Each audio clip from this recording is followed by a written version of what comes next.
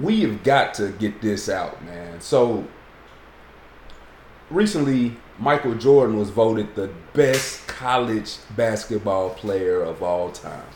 No. Talk to me, because I know you. Excuse my French. Yeah, you are a college basketball. You are a basketball expert. You should be an analyst. I'm a fiend. So tell me what your opinion is on that, because I feel otherwise. But like I said, I'm not a big college guy. I'll tell you like this: Michael Jordan might be the second or third best. He's the second best player. I put him second best player behind James Worthy in UNC history. Not even close to being in the top 3 of college basketball. What about top 5?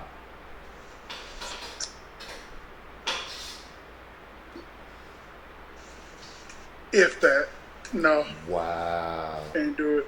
So talk to me about that, man. So you have to consider what college basketball. I think people are biased because they wear the shoes, they wear the clothes.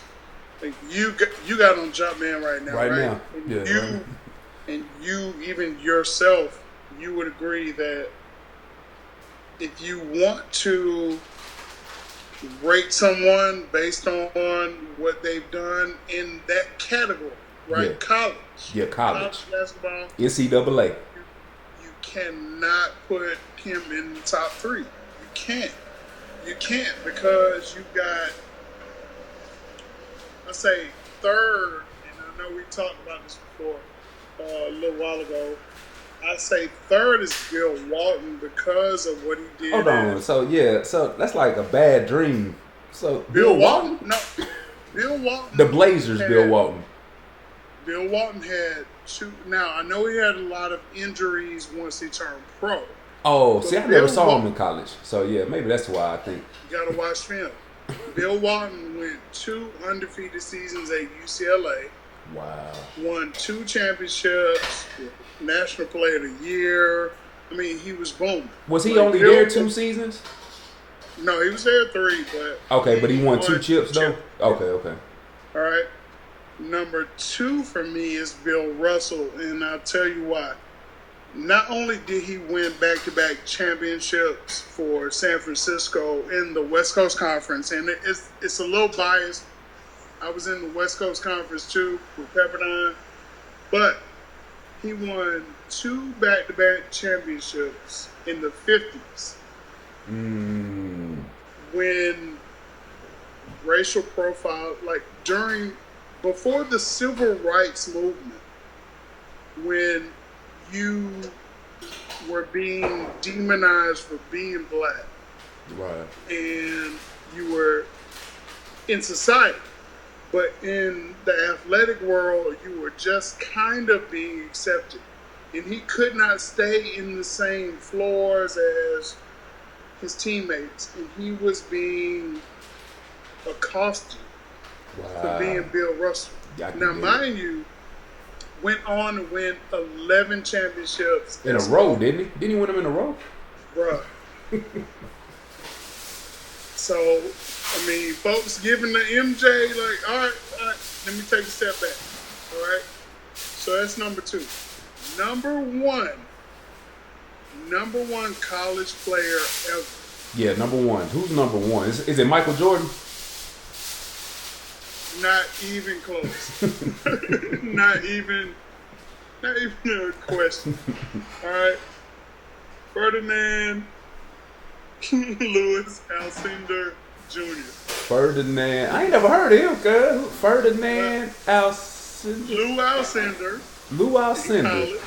Okay, yeah, I've heard of Lou Alcindor. Kareem Abdul-Jabbar, who I consider to be the greatest basketball player ever across any platform.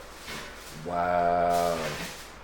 So Lou Alcindor played 3 years at UCLA, right? Yep. Let's just put it. MJ played 3 years at UNC. Oh, he did? Yeah. Okay, I thought he would have went pro after the first game, the way they talk about him. Yeah. I thought the only game he played was the shot where he hit. Yeah, it was the over. You know what I'm saying? Yeah. I thought that was the only game he played. Like, Yeah, he just hit one shot. He did in the pros. Yeah, I got you. Lou Alcindor, Kareem Abdul-Jabbar. Let's start here. He lost two games in college. 2 games. Over 3 years. Done. All right. They were the championship games, wasn't it? No. He lost 2 regular games. They was by 2 points each. All right. Wow. 2 points. No. He was 82-2. Let's do this. He went to the NCAA finals 3 times. Guess how many times he lost? 0. So he won 3 chips. In the did they have the NCAA tournament back then though? Yeah. Oh, okay. So you had to go through that big bracket. Not 64. Back then it was like 16, and then they switched it to 32. I think. Okay, 16 still impressive. Yeah, it's still impressive. Yeah. So won 3 chips, all 3 years. Guess how many times he won Player of the Year, NCAA? The whole out of all the players. Well, it had to be just once if. No, sir. No, he won. So here's what they did. When he won it his freshman year, it was under a different name. So it was under a different title. He won it that year, and then when they switched it to the NCAA, the Player of the Year, he won it the next 2 years. So he won it 3 straight years. Wow. Oh, he was in college 3 years. And then every year they went to the Final Four and went to the championship and won the championship. Guess who was named the player of the tournament? Oh, that's right. Lou Alcindor, a.k.a. Kareem Abdul-Jabbar. You cannot tell me that a dude who hit one shot wasn't even the finals that he hit the shot. Oh, that wasn't the finals? No! I thought that was the end all be all. Bruh, no. Wasn't even the final. Kareem Abdul-Jabbar is the greatest basketball player ever. Wow.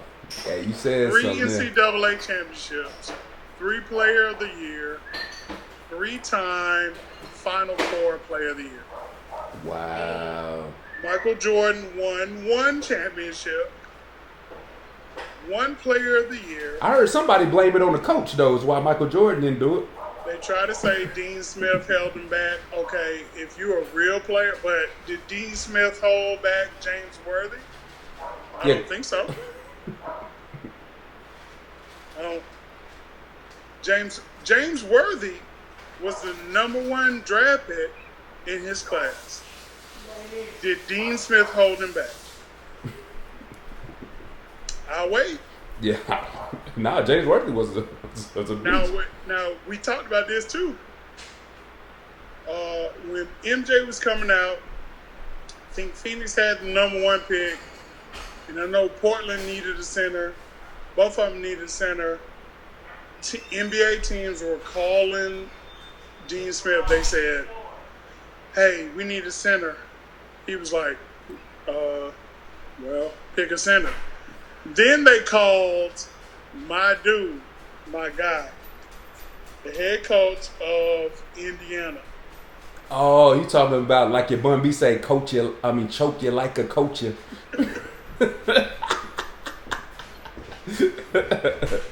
Choke you like a coacher, boy. Just draft Jordan, put him at center. They didn't listen. But teams were willing to, a year ahead of that, 2 years ahead of that, like willing to go ahead and draft James Worthy #1. So just throwing it out there. Wow, man, I ain't gonna hold you. Kareem Abdul-Jabbar is the greatest overall basketball player ever. Wow. Jordan's fadeaway is killer. Will not take away from that. And this, keep in mind too, ladies and gentlemen, this is coming from a 7-footer, so. No, I'm 6'11". I'm 6'11". I dare somebody to stop a 7'2", 7'3" person's sky hook that's never been replicated. Now, mind you, Kobe replicated MJ's fadeaway, right? Okay, yeah. Who has replicated Kareem's skyhook? So Kareem Abdul-Jabbar is the greatest player of all time. Yes. Done. But I haven't don't seen. care what- But no, I haven't seen anybody replicate his. Hakeem Olajuwon was a close. He had the dream shake. Dream Shake is. But he's 6'10" though. He was 6'10". Yeah, he was 6'10". That's like footwork. Yeah. Just like Jordan's fadeaways, footwork. Just like Kareem's skyhook was footwork. But which one is most unstoppable? You cannot stop the sky. Even Magic used it. Thank you. on Boston in the finals. Yeah. Even Magic used it. So you see the sky right there? If I do like this, ain't nobody stopping that. Only person stopping that is Jesus. Right there. Boom. I'm doing like this. Here we go. Boom.